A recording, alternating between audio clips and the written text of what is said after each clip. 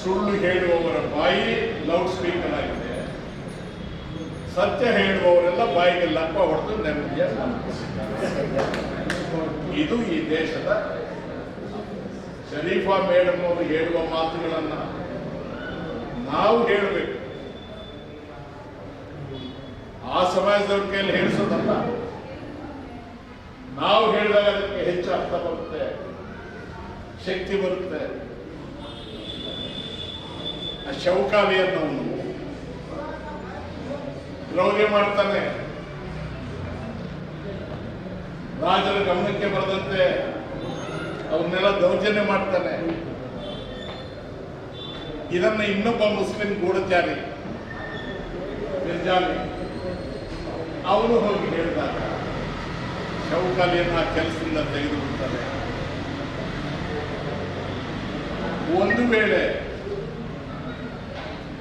ನಾವು ಜಾತಿಯ ಲೆಕ್ಕಾಚಾರ ಮಾಡ್ತಕ್ಕಂಥವನ್ನಾದ್ರೆ ಇವತ್ತಿನ ಆಡಳಿತ ವ್ಯವಸ್ಥೆಯಲ್ಲಿ ಏನು ಬಹಳ ಪ್ರಮುಖವಾಗಿದೆ. ಹಾಗೆ ಮಾಡೋರಾಗಿದ್ರೆ ಶೌಕಾಲಿಯ ತೆಗಿತಿದ್ರು.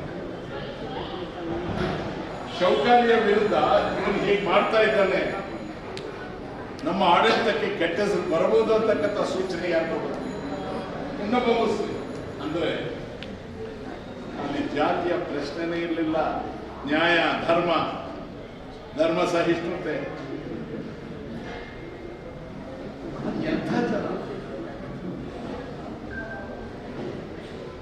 ಹೀಗೆ ನೀವು ಹೇಳ್ತಾ ಹೊರಟ್ಬಿಟ್ರೆ ಸಂಜೆವರೆಗೂ ನಾನು ಹೇಳ್ಬೇಕಾಗುತ್ತೆ, ನೀವು ಕೇಳ್ತೀನಿ. ಇರೋದು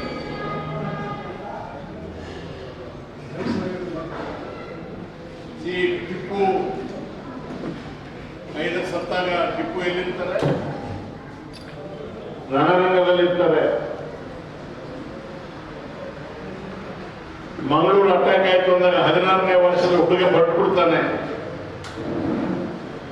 ನಿಮ್ಮ 14 ಮತ್ತು 40, 54 ಚಾಪ್ಟರ್ಗಳಲ್ಲಿ ಎಷ್ಟು ದಿವಸ ನೀವು ಟೈಮ್ ತಗೊಂಡ್ರೆ ಇದನ್ನೆಲ್ಲ ಕಲೆ ಹಾಕ್ತೀರ? ನೀವು ಬಹುಶಃ 45 ಒಳಗಿದ್ದೀರಿ. ಇಷ್ಟು ಸಣ್ಣ ಪ್ರಾಯದಲ್ಲಿ ಸಾಕ್ಷಾಧಾರಗಳ ಸಮೇತ ಇಷ್ಟು ಇತಿಹಾಸವನ್ನ ಅಥೆಂಟಿಕ್ ಆಗಿ ಬರೆಯಬೇಕಾಗಿದೆ. Very difficult. ನಾನು ಹೆಚ್ಚು ಹೇಳೋದಿಲ್ಲ, ನಿಮ್ಮನ್ನ ಹೃದಯಪೂರ್ವಕ ಅಭಿನಂದಿಸಿ. ಗಿರಿಮನೆಯವರು ಹೇಳಿದ್ರು, ಇತಿಹಾಸ ಈ ರಾಜನ ಊಟ ತಿಂದುಕೊಂಡು ರಾಜನ ನೆರಳಲ್ಲಿ ಬದುಕಿರುವಾಗ ನಾನೇನು ಇತಿಹಾಸ ಬರೀಬಹುದು? ಬರೀತಾ ಇದ್ದದ್ದು, ಓದ್ತಾ ಇದ್ದು ಬ್ರಾಹ್ಮಣರೇ. ಅವ್ರಿಗೆ ಪ್ರಾಣ ಭಯ ಹೋಗುದು, ಊಟದ ಭಯ, ಆಸೆ, ಒಂದು ಭಯ, ಒಂದು ಆಸೆ ಯಾವುದು? ಭಯ ಯಾವುದು? ಪ್ರಾಣ. ಅದಕ್ಕೆ ಯಾರು ಹೇಳೋದಕ್ಕೆ ಕೇಳಬೇಕು? ಅವರು ನೀವೆಲ್ಲ ಕೇಳ್ತಾರ?